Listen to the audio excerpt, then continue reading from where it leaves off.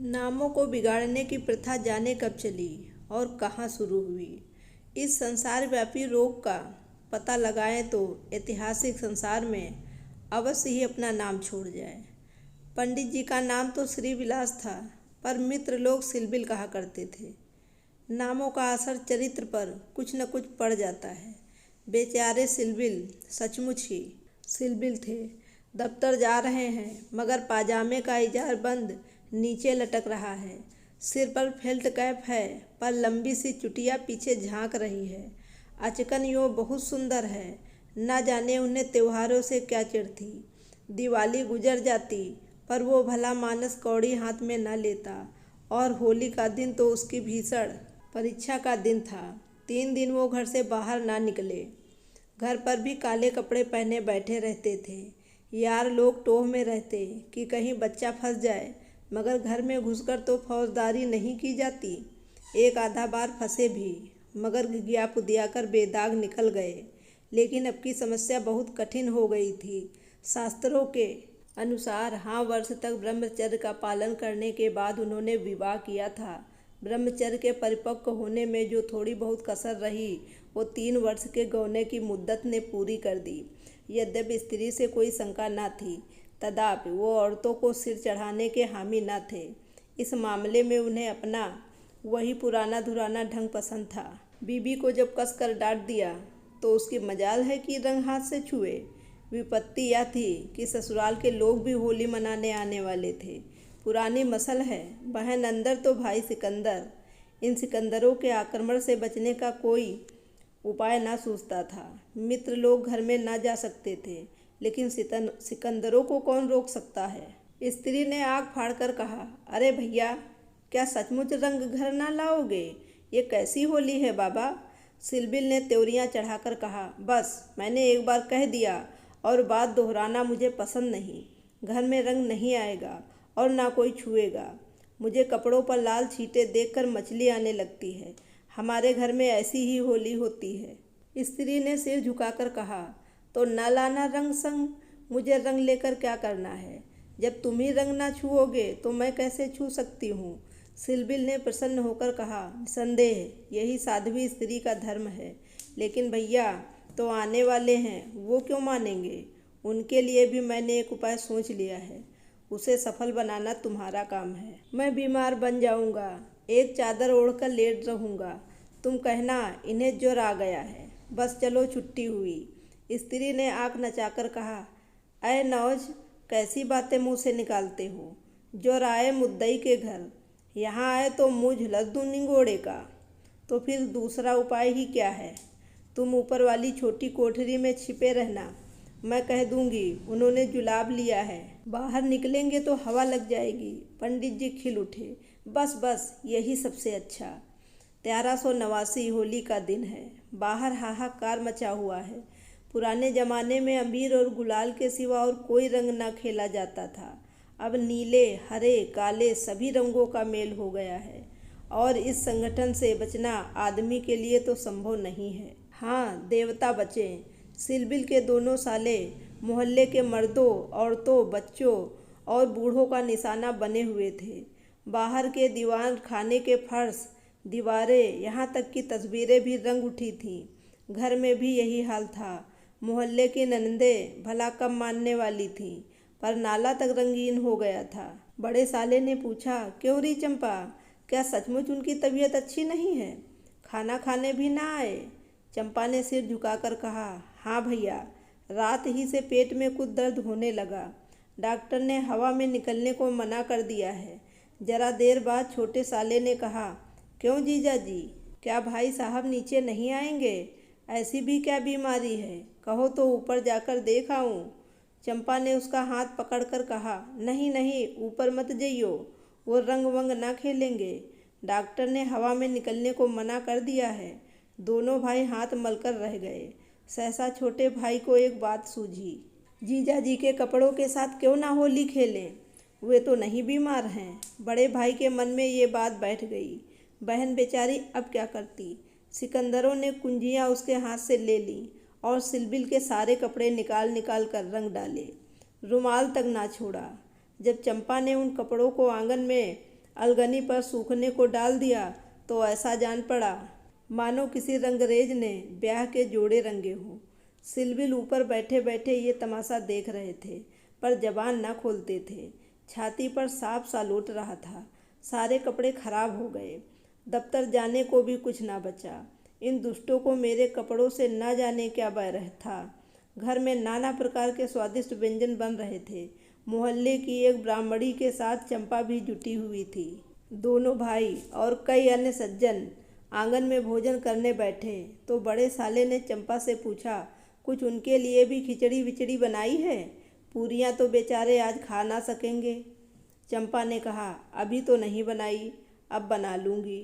वाह रे तेरी अक्ल, अभी तक तुझे इतनी फिक्र नहीं कि वो बेचारे खाएंगे क्या? तू तो इतनी लापरवाह कभी ना थी। मगर अब पछताने से क्या होता है? जितनी देर में लोगों ने भोजन किया उतनी देर में खिचड़ी तैयार हो गई। बड़े साले ने खुद चंपा को ऊपर भेजा कि खिचड़ी की थाली ऊपर दे आए। सिलविल ने थाली की ओर कुपित नेत्रों से देखकर कहा, इसे मेरे सामने से हटा ले जाओ। क्या आज उपवास ही करोगे? जा निकाल ला जल्दी से चावल और मूंग की दाल। लीजिए, खिचड़ी पकने लगी। इधर मित्रों ने भोजन करना शुरू किया। सिलविल ऊपर बैठे अपनी किस्मत को रो रहे थे। उन्हें इस सारी विपत्ति का एक ही कारण मालूम होता था, विवाह। चंपा ना आती तो ये साले क्यों आते? कपड़े क्यों खराब होते? होली के दिन मूंग की खिचड़ी क्यों खाने को मिलती? तुम्हारी यही इच्छा है तो यही सही। मैंने क्या किया? सवेरे से जुटी हुई हूँ। भैया ने खुद खिचड़ी डलवाई और मुझे यहाँ भेजा। हाँ, वो तो मैं देख रहा हूँ कि मैं घर का स्वामी नहीं, सिकंदरों ने उस पर कब्जा जमा लिया है। मगर मैं ये नहीं मान सकता कि तुम चाहती तो और लोगों के पहले ही मेरे पास थाली ना पहुंचा जाती। मैं इसे पतिव्रत धर्म के विरुद्ध समझता हूँ। और क्या कहूँ, तुम तो देख रहे थे कि दोनों जने मेरे सिर पर सवार थे। अच्छी दिल लगी है कि और लोग तो समोसे और खस्ते उड़ाएं और मुझे मूंग की खिचड़ी दी जाए। वाह रे नसीब, तुम इसे 2-4 कौर खा लो। मुझे ज्यों ही अवसर मिलेगा दूसरी थाली लाऊंगी। सारे कपड़े रंगवा डाले। दफ्तर कैसे जाऊंगा? ये दिल लगी मुझे जरा भी नहीं भाती। मैं इसे बदमाशी कहता हूँ। तुमने संदूक की कुंजी क्यों दे दी? क्या मैं इतना पूछ सकता हूँ? जबरदस्ती छीन ली। तुमने सुना नहीं? करती क्या? अच्छा, जो हुआ सो हुआ। ये थाली ले जाओ। धर्म समझना तो दूसरी थाली लाना। नहीं तो आज व्रत ही सही। एकाएक पैरों की आहट पाकर सिलविल ने सामने देखा तो दोनों साले आ रहे हैं। उन्हें देखते ही बेचारे ने मुंह बना लिया, चादर से शरीर ढक लिया और कराहने लगे। बड़े साले ने कहा, कहिए कैसी तबीयत है? थोड़ी सी खिचड़ी खा लीजिए। सिलविल ने मुंह बनाकर कहा, अभी तो कुछ खाने की इच्छा नहीं है। नहीं, उपवास करना तो हानिकारक होगा। खिचड़ी खा लीजिए। बेचारे सिलविल ने मन में इन दोनों शैतानों को खूब कोसा और विष की भांति खिचड़ी कंठ के नीचे उतारी। आज होली के दिन खिचड़ी ही भाग्य में लिखी थी। जब तक सारी खिचड़ी समाप्त न हो गई, दोनों वहां डटे रहे, मानो जेल के अधिकारी किसी अनशन व्रतधारी कैदी को भोजन करा रहे हों। बेचारे को ठूस ठूस कर खिचड़ी खानी पड़ी। पकवानों के लिए गुंजाइश ही ना रही। 10 बजे रात को चंपा उत्तम पदार्थों का थाल लिए पतिदेव के पास पहुंची। महाशय मन ही मन झुंझला रहे थे। भाइयों के सामने मेरी परवाह कौन करता है? न जाने कहाँ से दोनों शैतान फट पड़े। दिन भर उपवास कराया और अभी तक भोजन का कहीं पता नहीं। बाहरे चंपा को थाल लाते देखकर कुछ अग्निशांत हुई। बोले, अब तो बहुत सवेरा है, 1-2 घंटे बाद क्यों ना आई? चंपा ने सामने थाली रखकर कहा, तुम तो ना हारी ही मानते हो, न जीती। अब आखिर ये 2 मेहमान आए हुए हैं, इनकी सेवा सत्कार ना करूं तो भी तो काम नहीं चलता। तुम्ही को बुरा लगेगा। कौन रोज आएंगे? ईश्वर ना करें कि रोज आएं। यहाँ तो एक दिन में बधिया बैठ गई। थाल की सुगंधमय तरबदर चीज़ें देखकर सहसा पंडित जी के मुखरबिंद पर मुस्कान की लाली दौड़ गई। एक एक चीज़ खाते थे और चंपा को सराहते थे। सच कहता हूँ चंपा, मैंने ऐसी चीज़ें कभी नहीं खाई थी। हलवाई साला क्या बनाएगा? जी चाहता है कुछ इनाम दूँ तुम मुझे बना रहे हो क्या? करूं? जैसा बनाना आता है बना लाई। नहीं जी, सच कह रहा हूँ। मेरी तो आत्मा तक तृप्त हो गई। आज मुझे ज्ञात हुआ कि भोजन का संबंध उदर से इतना नहीं जितना आत्मा से है। बतलाओ क्या इनाम दूं? जो मांगूं वो दोगे? दूंगा, जनेऊ की कसम खाकर कहता हूँ। ना दो तो मेरी बात जाए। कहता हूँ भाई, अब कैसे कहूँ? क्या लिखा पढ़ी कर दूं? अच्छा तो मांगती हूँ, मुझे अपने साथ होली खेलने दो। पंडित जी का रंग उड़ गया। आंखें फाड़ कर बोले, होली खेलने दूँ? मैं तो होली खेलता नहीं, कभी नहीं खेला। होली खेलना होता तो घर में छिप कर क्यों बैठता? और के साथ मत खेलो, लेकिन मेरे साथ तो खेलना ही पड़ेगा। ये मेरे नियम के विरुद्ध है। जिस चीज़ को अपने घर में उचित समझूं, उसे किसी न्याय से घर के बाहर अनुचित समझूं। सोचो। चंपा ने सिर नीचा करके कहा, घर में ऐसी कितनी बातें उचित समझते हो जो घर के बाहर करना अनुचित ही नहीं पाप भी है। पंडित जी झेपते हुए बोले, अच्छा भाई, तुम जीती मैं हारा। अब मैं तुमसे यही दान मांगता हूँ, पहले मेरा पुरस्कार दे दो, पीछे मुझसे दान मांगना। यह कहते हुए चंपा ने लोटे का रंग उठा लिया और पंडित जी को सिर से पांव तक नहला दिया। जब तक वो उठकर भागे, उसने मुट्ठी भर गुलाल लेकर सारे मुंह में पोत दिया। पंडित जी रोनी सूरत बनाकर बोले, अभी और कसर बाकी हो तो वो भी पूरी कर लो। मैं जानता था कि तुम मेरी आस्तीन का सांप बनोगी। अब और कुछ बाकी नहीं रहा। चंपा ने पद के मुख की ओर देखा तो उस पर मनोवेदना का गहरा रंग झलक रहा था। पछताकर बोली, क्या तुम सचमुच बुरा मान गए हो? मैं तो समझती थी कि तुम केवल मुझे चिढ़ा रहे हो। श्री विलास ने कांपते हुए सुर में कहा, नहीं चंपा, मुझे बुरा नहीं लगा। हाँ, तुमने मुझे इस कर्तव्य की याद दिला दी जो मैं अपनी कायरता के कारण भुला बैठा था। वो सामने जो चित्र देख रही हो, मेरे परम मित्र मनहर नाथ का है, जो अब संसार में नहीं है। तुमसे क्या कहूँ, कितना सरस, कितना भावुक, कितना साहसी आदमी था। देश की दशा देख देख कर उसका खून जलता रहता था। हाँ, भी कोई उम्र होती है, पर वो उसी उम्र में अपने जीवन का मार्ग निश्चित कर चुका था। सेवा करने का अवसर पाकर वो इस तरह उसे पकड़ता था मानो संपत्ति हो। जन्म का विरागी था, वासना तो उसे छू ही नहीं गई थी। हमारे और साथी सैर सपाटे करते थे, पर उसका मार्ग सबसे अलग था। सत्य के लिए प्राण देने को तैयार। कहीं अन्याय देखा और भौवें तन गईं, कहीं पन्नों में अत्याचार की खबर देखी और चेहरा तमतमा उठा। ऐसे तो मैंने आदमी ही नहीं देखा।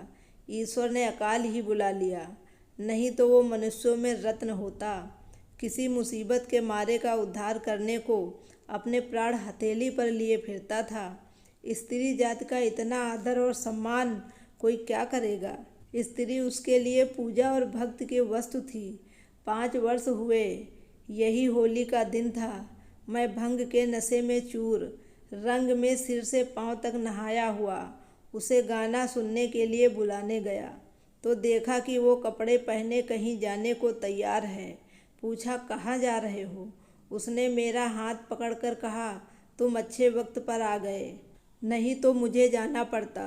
एक अनाथ बुढ़िया मर गई है, कोई उसे कंधा देने वाला नहीं मिलता। कोई किसी मित्र से मिलने गया हुआ है, कोई नशे में चूर पड़ा हुआ है, कोई मित्रों की दावत कर रहा है, कोई महफिल सजाए बैठा है, कोई लाश को उठाने वाला नहीं। ब्राह्मण क्षत्रिय उस चमारिन की लाश कैसे छुएंगे? उनका तो धर्म भ्रष्ट होता, कोई तैयार ना होता। बड़ी मुश्किल से 2 कहार मिले हैं, एक मैं हूँ, चौथे आदमी की कमी थी, सो ईश्वर ने तुम्हें भेज दिया। चलो चलें। हाय, अगर मैं जानता कि ये प्यारे मनहर का आदेश है तो आज मेरी आत्मा को इतनी गलान ना होती। मेरे घर कई मित्र आए हुए थे, गाना हो रहा था। उस वक्त लाश उठाकर नदी जाना मुझे अप्रिय लगा।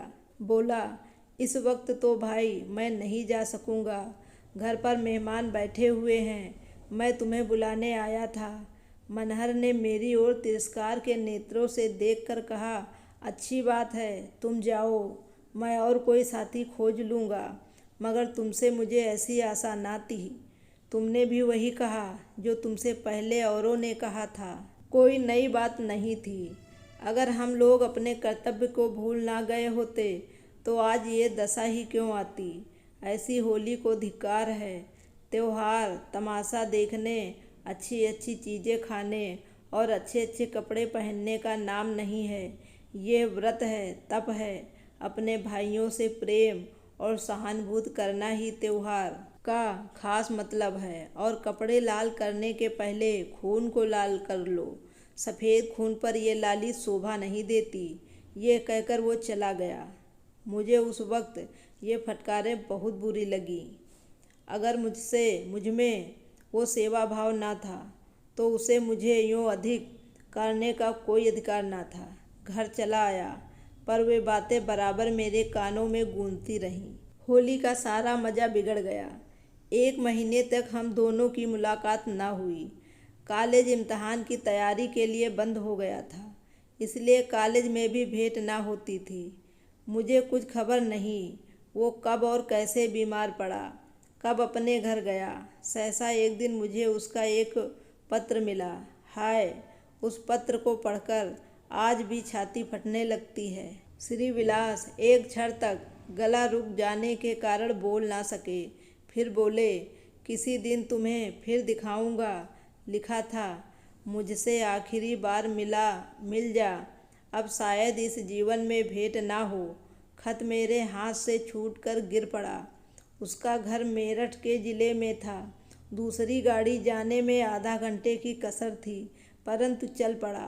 मगर उसके दर्शन ना बंधे थे। मेरे पहुंचने से पहले ही वो सिधार चुका था। चंपा, उसके बाद मैंने होली नहीं खेली। होली ही नहीं और सभी त्योहार छोड़ दिए। ईश्वर ने शायद मुझे क्रिया की शक्ति नहीं दी। अब बहुत चाहता हूँ कि कोई मुझसे सेवा का काम ले। खुद आगे नहीं बढ़ सकता, लेकिन पीछे चलने को तैयार हूँ। पर मुझसे कोई काम लेने वाला भी नहीं। खुद आगे नहीं बढ़ सकता, लेकिन पीछे चलने को तैयार हूँ। पर मुझसे कोई काम लेने वाला भी नहीं। लेकिन आज यह रंग डालकर तुमने मुझे उस धिक्कार की याद दिला दी। ईश्वर मुझे ऐसी शक्ति दे कि मैं मन में ही नहीं, कर्म में भी मनहर बनूं। ये कहते हुए श्री विलास ने तस्तरी से गुलाल निकाला और उसे चित्र पर छिड़क कर प्रणाम किया। दोस्तों, ये कहानी मुंशी प्रेमचंद ने लिखी है। इस कहानी को आप ध्यान से पढ़िएगा। बहुत अच्छी कहानी है। अगर कहानी पसंद आए तो इस वीडियो को लाइक करिएगा और अच्छी अच्छी कहानियाँ सुनने के लिए मेरे चैनल को सब्सक्राइब करिएगा। Thank you very much.